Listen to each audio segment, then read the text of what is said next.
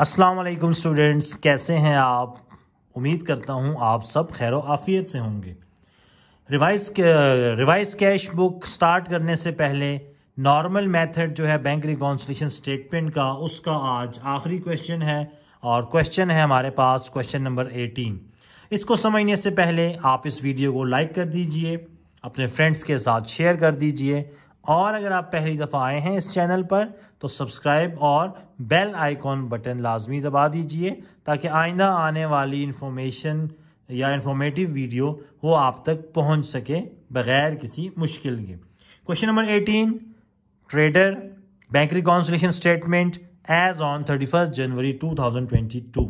चूँकि यहाँ पर बिजनेसमैन का नाम मौजूद नहीं है तो हम आम तौर पर यहाँ पर ट्रेडर ही मेंशन करते हैं। क्वेश्चन सॉल्व करने से पहले क्वेश्चन पढ़ना बहुत ज़रूरी है और सही आपने कंसंट्रेशन के साथ पढ़ना है। On 31 January 2022 the trader cash book shows an overdraft balance of 4000। चार बैलेंसेस आपको बताए थे, दो कैश बुक के, दो पासबुक के, दो फेवरेबल बैलेंस हैं, दो अनफेवरेबल बैलेंस हैं। यहाँ पर कैश बुक का ओवरड्राफ्ट बैलेंस दिया है, बेसिकली अनफेवरेबल बैलेंस गिवन है और अनफेवरेबल बैलेंस कैश बुक का क्रेडिट होगा और अमाउंट इसकी आ जाएगी 4000। तो क्रेडिट 4000 ओवर ड्राफ्ट एज पर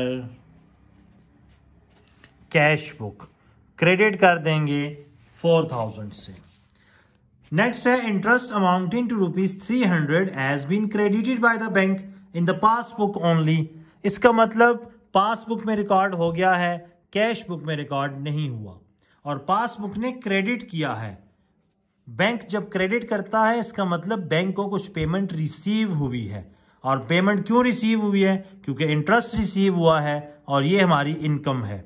और कैश बुक में रिकॉर्ड नहीं हुआ तो हम कैश बुक में रिकॉर्ड कर देंगे और कैश बुक में जब रिकॉर्ड करेंगे तो उससे हमारा बैंक का बैलेंस इंक्रीज होगा। बैंक हमारा एसेट्स है, एसेट्स इंक्रीज होगा तो डेबिट होगा। तो बेसिकली इसको रिकॉन्साइल करने के लिए हम डेबिट करेंगे 300 से और यहां हम लिख देंगे interest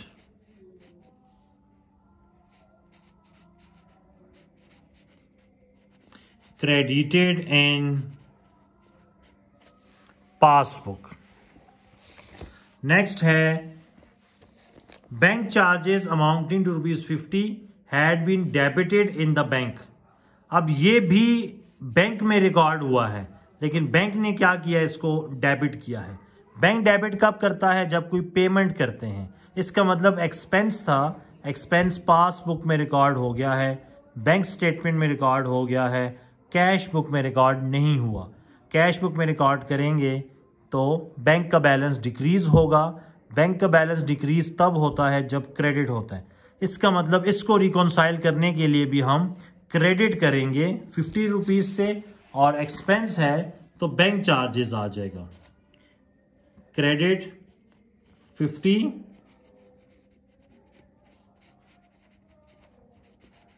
bank charges debited in passbook। Next है an outstation check of ₹310 was banked on 29 January but not yet been collected।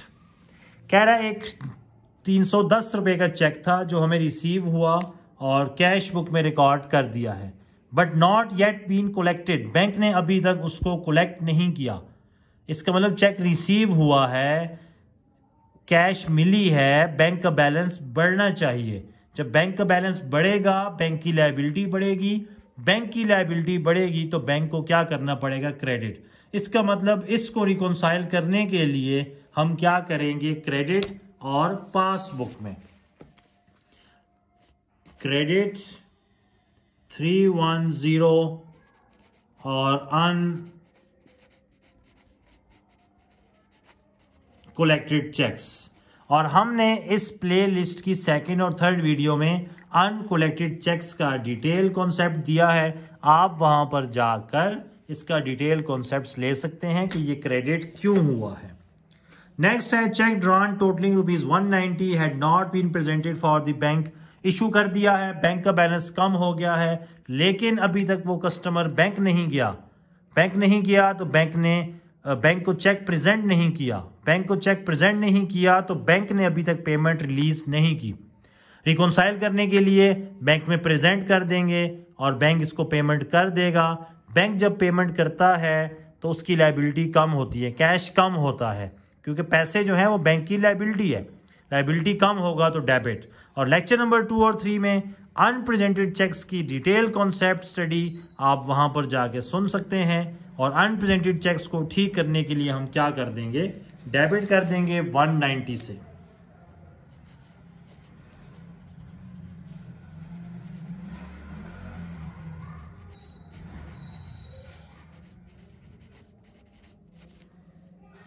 और लास्ट एंट्री है credit side of the cash book was undercast.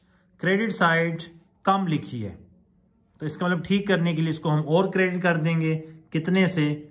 200 से। अंडरकास्ट कहते हैं कम लिखना, तो 200 कम credit किया था, ठीक करने के लिए हम और क्रेडिट कर देंगे 200 से। और डिटेल में आ जाएगा अंडरकास्ट। ऊपर है balance as per cash book, नीचे आ जाएगा बैलेंस एज पर पासबुक।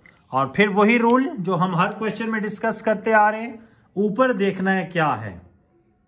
ऊपर क्रेडिट है, तमाम क्रेडिट वैल्यूज ऐड होंगी 4000 और डेबिट वैल्यूज लेस होंगी, तो 4000 में से 3000 लेस होगा। फिर 50 क्रेडिट है ऐड होगा, 310 क्रेडिट है ऐड होगा, 190 डेबिट वैल्यू है इसको लेस कर देंगे और क्रेडिट वैल्यू 200 ऐड अप।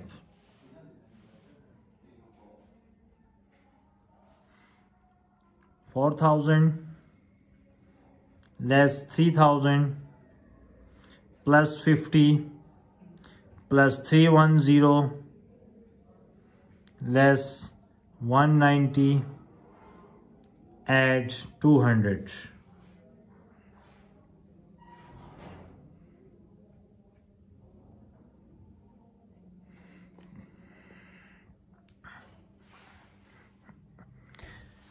एक दफ़ा फिर कैलकुलेट करते हैं। हमारे पास कैश बुक का ओवरड्राफ्ट बैलेंस है क्रेडिट 4000, इसमें पहली एंट्री है इंटरेस्ट की, ये डेबिट हुई है, ये 300 है, सॉरी मिस्टेक हमारे पास है, ये 300 है।